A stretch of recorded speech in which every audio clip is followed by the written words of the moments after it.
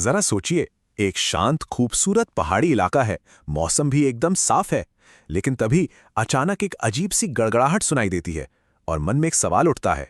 हाँ, यही वो एक सवाल है जो दिल की धड़कनें एकदम से बढ़ा देता है। ये किसी भी बड़ी कुदरती आफत का पहला संकेत हो सकता है और अक्सर ये एक भूस्खलन यानी लैंडस्लाइड की शुरुआत होती है। तो चलिए जरा समझते हैं कि ये शक्तिशाली घटना आखिर है क्या। एकदम सीधी सादी भाषा में कहें तो भूस्खलन तब होता है जब किसी ढलान पर मौजूद चट्टान, मलबा या मिट्टी अपना संतुलन खो देती है और गुरुत्वाकर्षण यानी ग्रेविटी उसे नीचे खींच लाती है। सुनने में ये बहुत सिंपल लगता है, लेकिन इसके पीछे का विज्ञान बड़ा मजेदार है। तो सबसे पहले ये जानना जरूरी है कि इस कुदरती घटना को और भी कई नामों से पहचाना जाता है। ये नाम इस बात पर निर्भर करते हैं कि आखिर खिसक क्या रहा है और कितनी तेजी से खिसक रहा है। जी हाँ, लैंडस्लिप या मडस्लाइड जैसे शब्द भी इसी के लिए इस्तेमाल होते हैं। देखिए, लैंडस्लिप एक आम सा शब्द है, लेकिन मडस्लाइड खास तौर पर तब इस्तेमाल होता है जब बहुत ज़्यादा बारिश की वजह से ढेर सारा कीचड़ और पानी किसी नदी की तरह तेजी से नीचे बहने लगता है। तो अब सबसे बड़ा सवाल ये है कि जो जमीन इतनी मजबूती से अपनी जगह टिकी हुई है, वो आखिर खिसकती क्यों है? ऐसी कौन सी ताकतें हैं जो पूरे के पूरे पहाड़ को अपनी जगह से हिला सकती हैं? और इसका सबसे बुनियादी जवाब है गुरुत्वाकर्षण। ये वो ताकत है जो हर पल, हर ढलान पर काम कर रही है, हर चीज को नीचे की ओर खींच रही है। लेकिन ज्यादातर समय क्या होता है कि जमीन की अपनी पकड़ मजबूत होती है।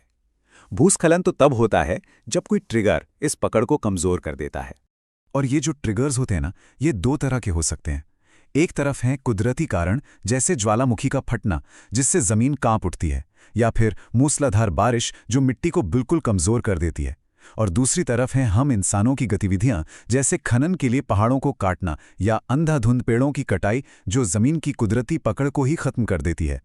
अच्छा, अब जब हम ये जानते हैं कि भूस्खलन क्यों होता है, तो अगला सवाल ये है कि ये कितना खतरनाक हो सकता है। इसका जवाब दो चीजों में छिपा है। एक तो इसकी रफ्तार, और दूसरा ये कि ये हो कहाँ रहा है। और यहीं पर यह घटना और भी ज्यादा हैरान करने वाली हो जाती है। पता है, कुछ भूस्खलन इतने ज्यादा धीमे होते हैं कि वो एक साल में बस कुछ मिलीमीटर ही खिसकते हैं, शायद किसी को पता भी ना चले। वहीं दूसरी तरफ कुछ भूस्खलन 100 मील प्रति घंटे से भी ज्यादा की तूफानी रफ्तार पकड़ सकते हैं, जो अपने रास्ते में आने वाली हर चीज को तबाह कर देते हैं। जाहिर है, इसका सबसे ज्यादा खतरा उन जगहों पर होता है जहां ढलानें होती हैं, मतलब पहाड़ी और पर्वतीय इलाके भूस्खलन के लिए हॉटस्पॉट होते हैं, क्योंकि वहां गुरुत्वाकर्षण को काम करने के लिए एक परफेक्ट एंगल मिल जाता है। अब ये सब सुनकर डरना तो स्वाभाविक है, लेकिन अच्छी खबर यह है कि जानकारी और सही तैयारी से इसके खतरे को काफी कम किया जा सकता है। ये डरने के बारे में नहीं, बल्कि स्मार्ट होने के बारे में है। इसके लिए कुछ बहुत ही प्रैक्टिकल कदम उठाए जा सकते हैं। पहला तो ये कि खड़ी ढलानों या पहाड़ों के बिल्कुल किनारों पर घर बनाने से बचना चाहिए, और दूसरा, उन कुदरती नालों या ड्रेनेज के रास्तों से दूर रहना चाहिए जहां बारिश का पानी जमा होकर बहता है, क्योंकि यही पानी मिट्टी को कमजोर करके भूस्खलन की रफ्तार को कई गुना बढ़ा सकता है।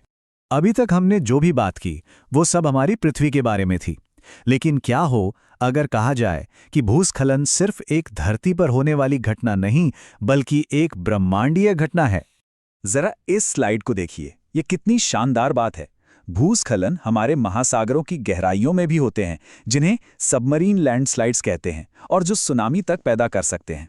और इससे भी ज्यादा रोमांचक ये है कि वैज्ञानिकों को हमारे सौर मंडल के दूसरे ग्रहों जैसे मंगल और शुक्र पर भी पुराने भूस्खलन के निशान मिले हैं। अब जरा स्क्रीन पर इस संख्या को देखिए, 5 करोड़। ये एक बहुत बड़ा आंकड़ा है। ये किस बारे में हो सकता है? किसी चीज की कीमत या शायद समय? ये आंकड़ा हमें धरती के इतिहास के सबसे बड़े, सबसे विशाल भूस्खलन की याद दिलाता है, जिसे हार्ट माउंटेन भूस्खलन कहते हैं। ये घटना करीब 5 करोड़ साल पहले हुई थी। सोचिए, ये भूवैज्ञानिक ताकतें कितने लंबे समय से हमारे ग्रह को आकार दे रही हैं। तो आखिर में ये सवाल उठता है, अगर भूस्खलन जैसी घटनाएं मंगल और शुक्र जैसे ग्रहों की सतह को बदल सकती हैं, तो जरा सोचिए कि करोड़ों सालों के सफर में इन्होंने हमारी अपनी पृथ्वी के नक्शे को कितना कुछ बदला।